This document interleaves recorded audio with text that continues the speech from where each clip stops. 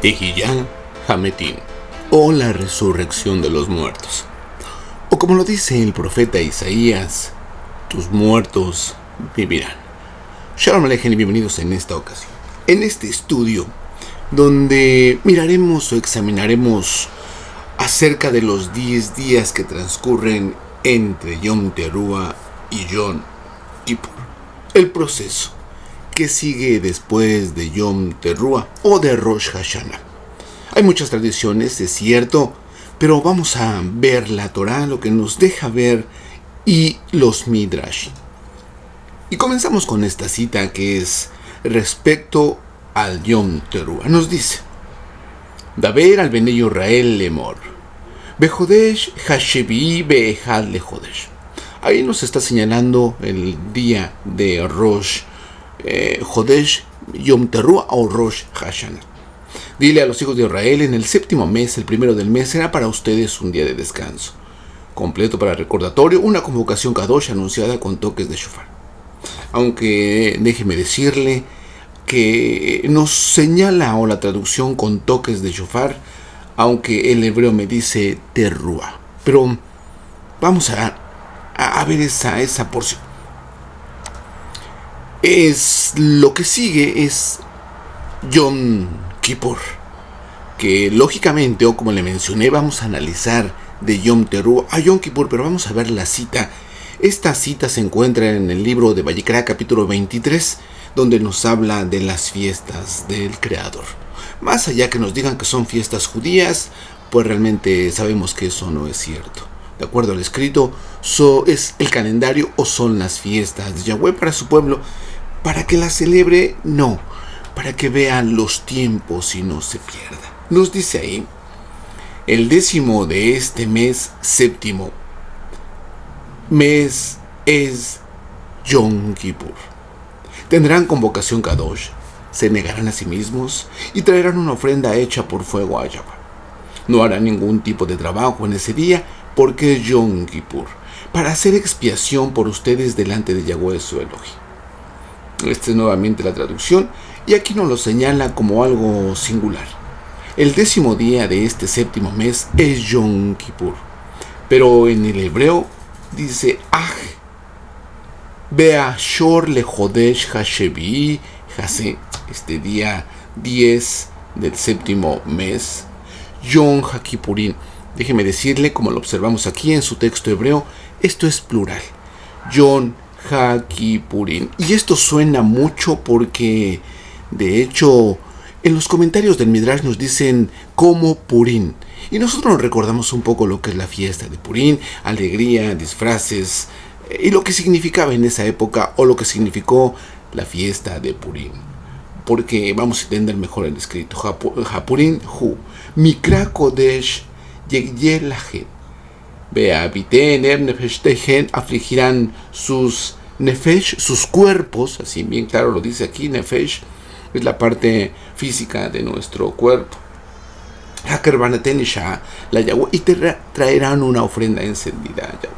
Nuevamente aquí nos dice: Bekal melajá lo ta'ashu, no hagas ningún trabajo así, ningún servicio. Hayom Hase, en este día.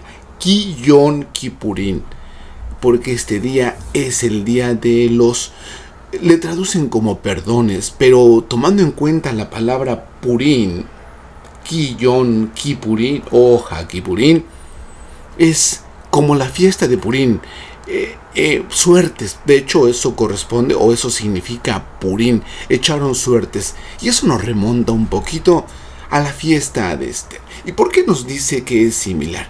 Bueno, porque en la fiesta de Esther se hizo un decreto de parte del rey, que en este caso es el Creador, que todo el pueblo, en esa época, el pueblo judío que estaba exiliado en Irán, actualmente, bueno, era Irán, era Persia, actualmente es Irán, que todos los judíos sean exterminados. El decreto estaba: sean exterminados. Pero bueno, clama Esther y los perdonan, y dice: bueno, el rey no puede decir que su decreto no sirve, así es que hagan otro escrito en el cual se puedan defender. Y es por eso que hace esa comparación. de que si en esta época de Kippur hay una sentencia en contra de nosotros, no se puede quitar, solamente que podamos discutirlo o hacer algo para que esa sentencia, si es que hubiese, se pueda estar, alargando en todo caso. Y vamos a ver un poquito más ahí. Solamente le dejo saber que aquí no es Yom Kippur, es Yom HaKippurim, el día de las suertes. Y vamos a ver ahí la fiesta de las balanzas. Dice Kaporet es esta parte, es esta cobertura. En todo caso, Kippur viene de la palabra kofer, kafar, koper, que es esta, serán cubiertos sus pecados. Aquel tiempo eran cubiertos, ahora son completamente borrados. Las cosas cambiaron completamente. Pero ¿qué hay de aquí, de Yom Teruah a Yom Kippur? Que ese es el punto en el cual estamos nosotros ahora. Ya pasamos Yom Teruah, ya escuchamos el sonido del shofar, ya nos alegramos, Hoshana Rabam, y comimos, y ahora ¿qué sigue? La tradición nos dice que estos son los días terribles. ¿Qué hay que hacer en estos días? Para ser sincero, no hay que hacer mucho, ya que antes de estos días hubieron otros días que los estuvimos analizando con respecto al mes de Elul.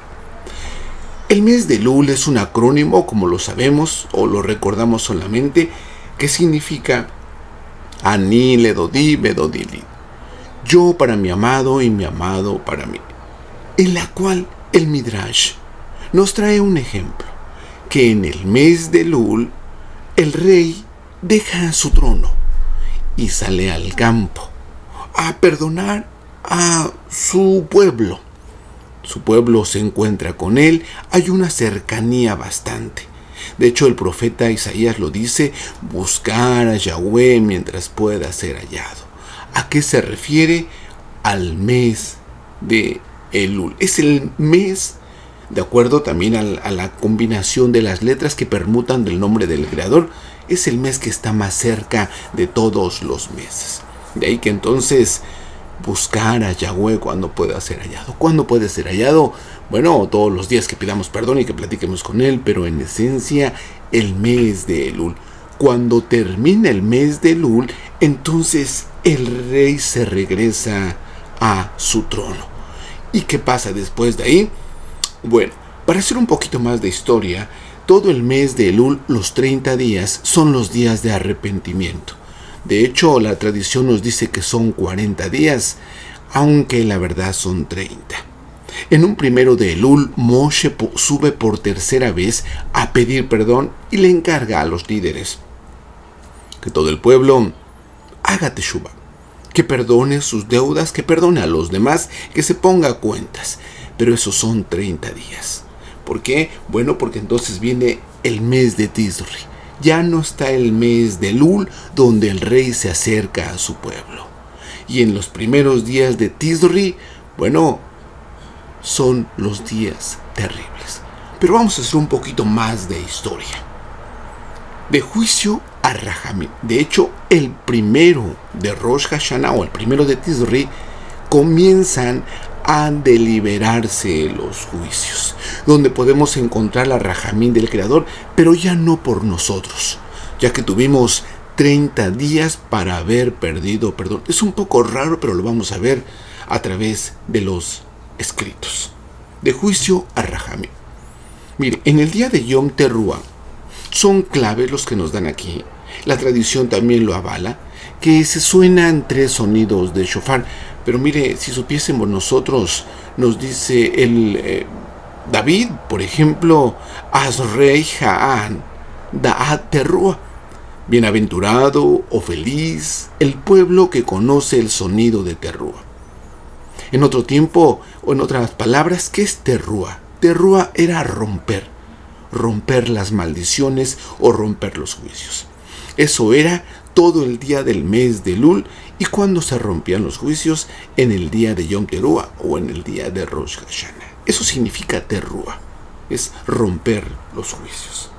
La tradición nos codifica todo y nos dice que hay 3 sonidos.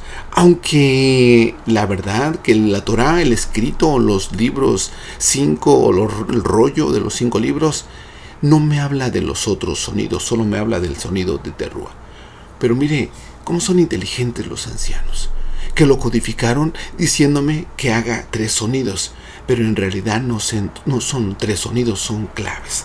Me dice entonces que el shofar lo suene como tequía, shevarín, terúa. Y así tradicionalmente se suena. Tequía, shevarín, terúa, tequía. Así es una fase de sonidos. Aunque es cierto que tengo que sonar eso, pues la verdad es que no. Y si lo sueno también está bien. Pero lo que me está diciendo de acuerdo a su numeración de estos 3 sonidos. Tequía 585, shevarín 552, terúa 681. En total me da 1818. Ahora, esto es interesante. 18 es el número de muerte a vida. Al yo haber perdido perdón en el mes de Elul, bueno, ya casi no tengo nada que hacer en los días terribles del 1 de Tisri al 10 de Tisri. Bueno, es que este es un código. Los 3 sonidos, tequía, shevarín, terúa, con una numeración de 1818, es una frase que la codificaron.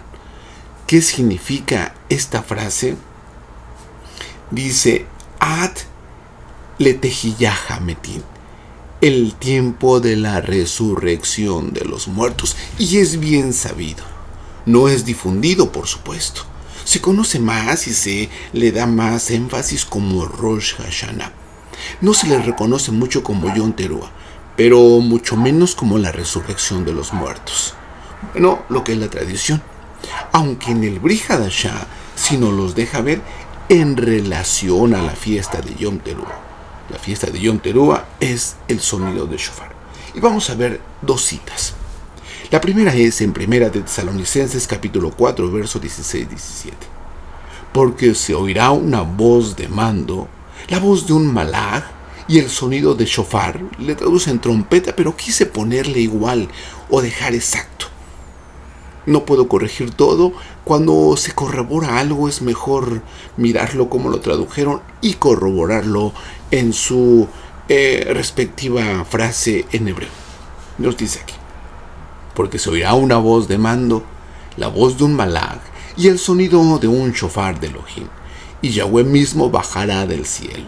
Los que murieron creyendo en Mashiach resucitarán primero. ¿Cuándo es? En Yom Terúa, en Rosh Hashanah. Después, los que estemos vivos seremos llevados juntamente con ellos en las nubes para encontrarnos con Yahweh en el aire, y así estaremos con Yahweh para siempre. O, como nos dijo antes Isaías, pero es que está bien claro la resurrección, el día majestuoso que vendrá. Tus muertos vivirán, dice el profeta Isaías. Sus cadáveres se levantarán. Moradores del polvo despierten y den gritos de júbilo. Esto es la resurrección de los muertos.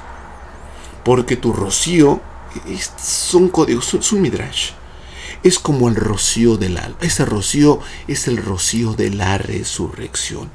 Y la tierra dará luz a los espíritus. Déjeme, solo le voy a demostrar un poco, o le voy a compartir un poco. Le voy a traer una porción del Midrash. Mire lo que nos dice, cómo será la resurrección de los muertos. El Midrash Rabbah, Bereshit Rabbah 28.3, lo dice de esta manera, que también lo dice el Zohar, porque esta cita es compartida o es tomada por los rabinos que comentan el Midrash Rabbah de Bereshit, lo toman del Zohar. Y nos dicen ellos, en el Zohar está escrito que en el tiempo de Tejiyah Hametin, la resurrección de los muertos, el hueso ablandará el cuerpo. Déjeme, le voy a poner esta imagen, porque en el Zohar nos habla de este huesito. Este huesito que se encuentra en la parte superior del hueso occipital, en la parte de atrás del cerebro, la parte baja del cráneo. ahí se encuentra, es llamado el huesito luz. Así es en hebreo, luz, no es que sea de luz, de iluminación, así se le llama el hueso incorruptible o el hueso de la inmortalidad. Es por eso que nos dice la Torá que sepultemos a nuestros muertos y que en sus tumbas pongamos una piedra. Lógico, eso no me dice la Torá, me lo codifica con uno de los nombres del Creador llamado Eben, que Eben significa piedra. Por eso usted puede ver en las tumbas de los cementerios de gente israelita o judía que, bueno, más que flores son piedras. Si le ponen flores también está bien, no hay ningún problema, pero lo que nos dice que este huesito luz, que aquí yo le dije que este es un midrash, pero mire, y la tierra dará a luz a los espíritus. Este luz no es iluminación, este luz es el nombre de este huesito. Es un huesito muy pequeño. Ese nunca se pudre, ese es incorruptible, ese no se desaparece. De ahí es que viene la resurrección, nos dice el Zohar. El hueso ablandará el cuerpo y lo hará como una masa de levadura. Y entonces el hueso se expandirá en 4 direcciones y así se desarrollará el cuerpo y todos los miembros florecerán. Entonces, cuando el cuerpo esté completo, el Creador le introducirá el alma. Es muy amplio este tema. Bueno, ¿y cómo que le introducirá el alma? Bueno, sí, porque cuando alguien fallece, ¿dónde va esta persona? Esta persona va a las diferentes escuelas superiores. En hebreo se llaman yeshivot. El libro del Zohar habla tanto de estas escuelas. Es ahí donde se perfeccionan las almas que no alcanzaron a perfeccionarse en este mundo. En otras palabras, el Zohar me habla de yeshivot más que de reencarnación. Recordemos que la reencarnación es una enseñanza traída de Persia por allá en el año 600 antes del Mesías. Eso no está escrito en el rollo. Y los comentaristas lo hacen, pero bueno, en el rollo no lo podemos localizar. Y lo que sí localizamos en el profeta Ezequiel es este huesito luz. Más adelante nos dice Ezequiel que de esos huesos secos, que no es otra cosa que el huesito, empiezan a tomar forma. Pero bueno, de aquí es donde viene la resurrección. Y todo esto se encuentra en el Zohar, pero mire cómo lo confirma aquí el Brit Hadashah. Porque se oirá una voz de mando, la voz de un arcángel y el sonido de la trompeta de Elohim. Y Yahweh mismo bajará del cielo. Los que murieron creyendo en Mashiach resucitarán primero. Las tumbas se van a abrir, de aquí se va a levantar van a estar acostadas las personas y el Creador va a bajar con él sus almas que ya fueron perfeccionadas en estos lugares y las introducirá en las personas. Y nos dice aquí que entonces los que estén vivos en ese tiempo serán transformados. Es algo muy interesante. Pero no es el tema. El tema era, ¿qué sucede en estos 10 días de Yom Teruah o Rosh Hashanah hacia Yom Kippur? Bueno, no es otra cosa que los jueces están liberando. Podemos arrepentirnos de aquí a aquí, ya no son los tiempos. Los tiempos fueron el mes de Elul, 30 días. Pero bueno, los jueces pueden dar oportunidades, claro, pero ya nuestro arrepentimiento, nuestras acciones ya no ayudan mucho porque el tiempo se ha cerrado. Bueno, pedimos perdón en Yom Kippur, pues realmente tampoco. Y lo vamos a seguir viendo por qué. Le voy a contar un midrash que se encuentra en el libro de los profetas, en todo caso, primera de Samuel 25, capítulo 25. Mire cómo nos esconden las cosas aquí. Por eso le estoy diciendo esto, que de Rosh Hashanah a Yom Kippur ya no podemos hacer nada. Ya tuvimos tiempo, 30 días, para pedir perdón, para arreglar las situaciones. Aquí ya no depende de nosotros. ¿Y qué hacen estos jueces en estos 10 días? Deliberando. viendo cada persona su vida, balanceando, le falta algo, le sobró. Son tiempos difíciles, como lo llaman, pero donde nosotros ya no podemos hacer. Y entonces, el día de Yom Kippur, ellos dictaminan, pues, la sentencia. En todo caso, sea buena o sea mala. Pero mire lo que hacen los Elohim. Este es un Midrash. Este Midrash nos habla acerca del rey David. Esta es una historia muy interesante. El rey David, miren, nos dice así. Nos dice que el profeta Samuel murió y lo lloraron y lo sepultaron. Y nos sigue diciendo la historia que estaba David y David supo que Nabal era un de la tribu de Judá, un calebita, que era muy arrogante y era muy, pues, grosero, muy déspota. Así nos los deja saber. Y David dice, cuando David en el desierto supo que Nabal se encontraba en Carmel trasquilando sus ovejas, mire, aquí empieza a abrirse el Midrash. Envió 10 de sus criados con la orden de saludar a Nabal de su parte. Estos 10 criados, bueno, déjeme decirle un poco lo que es la temática de este Midrash. David representa al juez. Acuérdese que de este día, de estos 10 días, es cuando los jueces se están liberando. Y David, cualquier juez, sabe que Nabal tiene muchos problemas.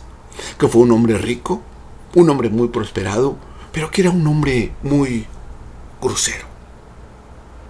Y ahí entonces delibera este rey, este juez, en la metáfora es David, que Nabal no pesaba lo suficiente y que tenía solamente 10 días para arreglar la situación y le iban a mandar una ayuda. Y aquí nos dice, supo que Nabal se encontraba en Carmel trasquilando sus ovejas, envió a 10 de sus criados. Envió 10 días con la orden de saludar a Nabal de su parte. La historia sigue. David envía a sus siervos y les dice, vayan, dice, y díganle sea paz a ti y paz a tu familia y a paz a todo cuanto tienes.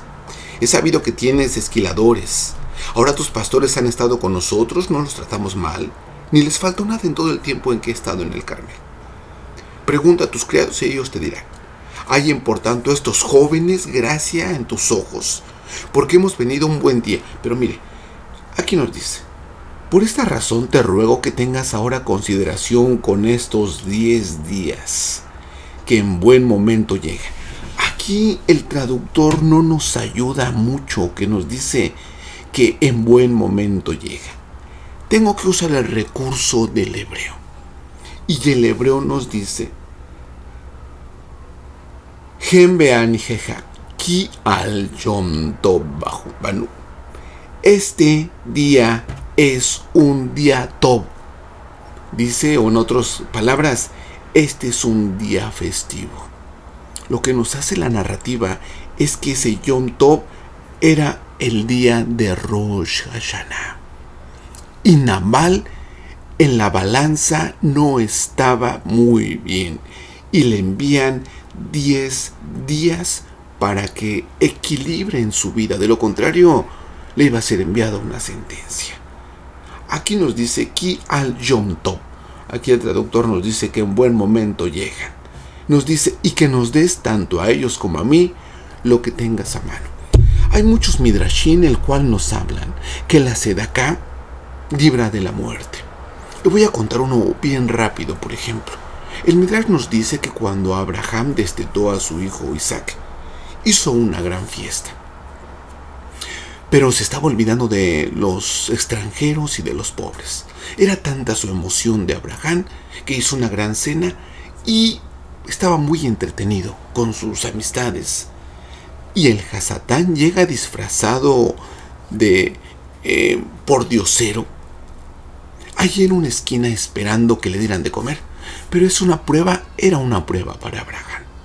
La noche llegó, en realidad este no era un pordiosero, era el Hasatán disfrazado, y esperó hasta que terminó la fiesta y no le dieron comida, y se fue delante del Creador y le dijo: tengo una acusación en contra de Abraham, porque en la fiesta no se acordó de los pobres. Y es de ahí cuando vemos el Midrash, cuando tenía razón el Hasatán y el Creador no podía hacer nada, porque tan pronto cuando tuvo su hijo, Abraham se olvidó de esa mano de rajamín, de dadivosidad que le caracterizaban a Abraham. De ahí que lo que pidió el Hasatán a cambio, porque ya estaba en problemas Abraham, dijo: quiero que sacrifique a su hijo. Y bueno, ese es un ejemplo de que cuando alguien está mal, o cuando alguien necesita ser bendecido, o cuando alguien necesita ser librado de la muerte, le envían un regalo. Y que es ese regalo, nos dice aquí, que nos des, tanto a ellos como a mí, lo que tengas a mano. Esto es lo que sucede en estos 10 días. Nosotros no sabemos cómo hemos llegado. Tal vez arreglamos cuentas, pedimos perdón, no sabemos si nuestra balanza realmente está bien, si está por arriba o está por abajo. Y tal vez si está por abajo nos manden un regalo. Un anciano, una viuda, un huérfano quizás. Alguien que nos pida para ellos. Y depende de nosotros. Pero mire lo que nos sigue diciendo el texto. Mire este personaje lo que hace. ¿Quién es David?, dijo Nabal. ¿Quién es ese hijo de Jesse? Hoy día son muchos los esclavos que andan huyendo de sus dueños. ¿Acaso voy a tomar la comida, la bebida y la carne que he preparado para mis transquiladores? Bueno, déjeme decirle que Nabal estaba desperdiciando su oportunidad para equilibrar su balanza. No estaba bien en el día o en los días terribles donde los jueces deliberan. Nabal estaba falto en las pesas. Aquí cuando le van a avisar los 10 jóvenes, los 10 días, le avisan a los jueces que este personaje no hizo caso y se enoja David, se enojan los jueces.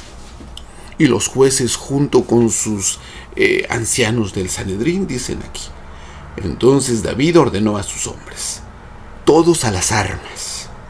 Sus hombres se pusieron la espada al cinto, lo mismo que David, y así 400 hombres se fueron con él, mientras que otros 200 se quedaron cuidando el bagaje. 400, déjeme decirle que significa muerte. Iban a exterminar a Nabal.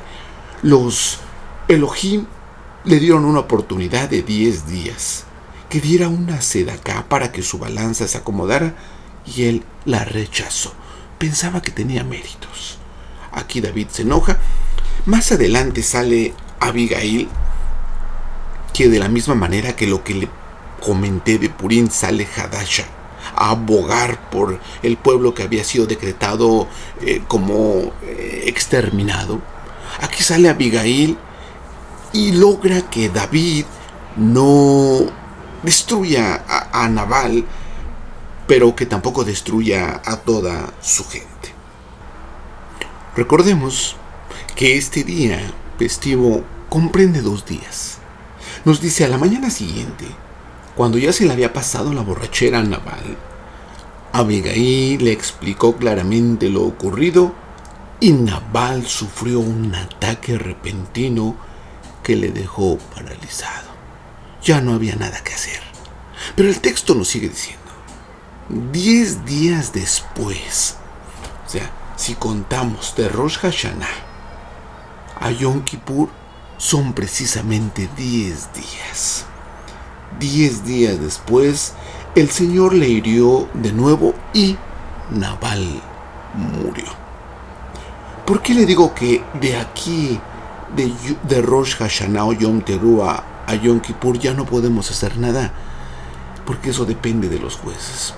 Aquí, en la tradición nos dice que podemos pedir perdón, pero aquí vemos a nosotros que un día ocurrió, al otro día le explicó claramente lo ocurrido Nabal sufrió un ataque repentino que lo dejó paralizado. Ya paralizado no puede hacer nada. Ya paralizado no puede pedir perdón. Quiere decir que en estos 10 días es muy difícil revertir. Solo siendo inteligentes, y si nuestra balanza falta, nos van a mandar un regalo. Nos van a pedir lo que nos cuesta dar. Nos dice aquí, 10 días después, el Señor le hirió de nuevo. Y Nabal murió, cuando se le decretó el día 9 de Tisri, que era hombre muerto. Y entonces a los que no son muertos, bueno, pues se tienen que alegrar. Y vamos a terminar con esto, porque entonces, ¿qué tengo que hacer en el día de Yom Kippur? Le voy a contar una historia corta que nos dice el Talmud de Bavli en el tratado de Ta'anit 16b4. Rabban Shimon ben Gamliel dijo: no hubo días tan alegres para el pueblo de Israel como el 15 de Ab y como Yom Kippur. Mire, contrario a la tradición. La tradición me dice que Yom Kippur tengo que pedir perdón. El escrito me dice que no. El día 10 ya no pido perdón. Ya no hay oportunidad. A menos que los jueces me envíen una señal de que necesito levantar mis balanzas. ¿Qué hago entonces? Claro que vamos a ayunar, pero nos vamos a alegrar. ¿Por qué? Porque quien realmente se va a alegrar es nuestra alma. Como nos dice aquí, no hubo días tan alegres para el pueblo de Israel como el 15 de Ab. Este 15 de Ab es el día del amor, así se le conoce, cuando las parejas se casaban. Y como Yom Kippur, ya que en ellos las hijas de Jerusalén salían vestidas de blanco. ¿Quiénes son las hijas de Jerusalén? Son las almas que han pasado por el Sanedrín y han sido liberadas. Salían las hijas de Jerusalén vestidas de blanco y se alegraban con sus esposos. Esto es un midrash. ¿Qué vamos a hacer nosotros? Pues en estos 10 días prácticamente nada. Estamos a merced del Sanedrín. ¿Nos tenemos que preocupar? Pues realmente no, porque déjeme decirle la gran diferencia de todo. Que no podemos estar tristes, no podemos estar preocupados, porque si ya declaramos todo durante los 30 días cuando el rey se acercó a la tierra y ya no hay nada en nuestra contra, entonces todo nuestro expediente ha sido entregado, lo tiene el Sanedrín, lo tienen los jueces, y si hubiese algo en contra de nosotros, estaría nuestro abogado peleando por nosotros, y si aún así faltara algo, nos enviarían un regalo. Pero si faltara algo y no tenemos o no somos lúcidos con el regalo que nos manden, hay un midrash que dice que los hijos de Israel fueron con Abraham y le dijeron: no puedo hacer nada. Fueron con Jacob y dijeron: no puedo hacer nada, dijo Jacob. Fueron con Isaac e Isaac le dijo al padre: mis hijos o tus hijos han pecado. Y ahí 70 años de vida, y le fue bajando, la mitad duermen y le fue bajando y bajando hasta que quedaban 3 años. Tienen 3 años de pecados. ¿No les puedes perdonar 3 años? Le dice Isaac al Creador, o le dice el Mesías al Creador. No le puedes perdonar lo que no o que le falta a su balanza a tus hijos. Si no se los puedes perdonar, entonces yo lo pago con el sacrificio que he realizado. Este es otro midrash que en algún otro momento se lo conté. Alguna parashá está explicado de una manera más amplia, solamente se lo digo de pasada. Alégrese, estos 10 días, pues esté tranquilo. El abogado está peleando por nosotros. Si algo falta, sin lugar a dudas, él lo pagará. Que tenga unos bonitos días. Shalom Aleichem y hasta la próxima.